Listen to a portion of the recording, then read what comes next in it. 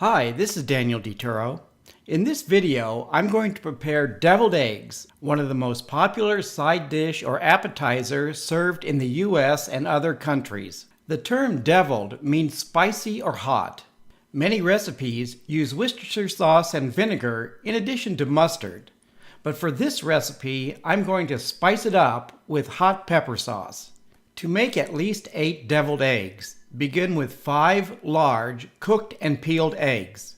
The extra egg is insurance in case an egg is difficult to peel and the white is damaged. For the filling, you'll need about 2 to 3 tablespoons of regular or reduced fat mayonnaise, about 1 teaspoon of coarse brown mustard, 1/2 teaspoon of sriracha or other hot sauce, and about 1 tablespoon of sweet pickle relish. Adjust all these ingredients to your taste.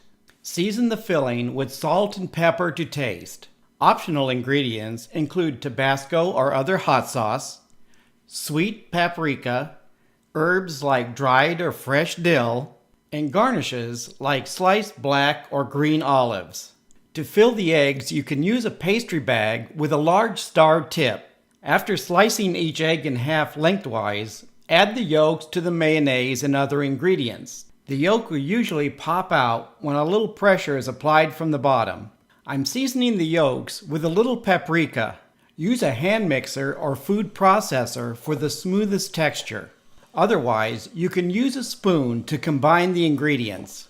Season with salt and pepper to taste and check the consistency. I started out with 2 tablespoons of mayonnaise, and I'm adding another tablespoon for a smoother texture.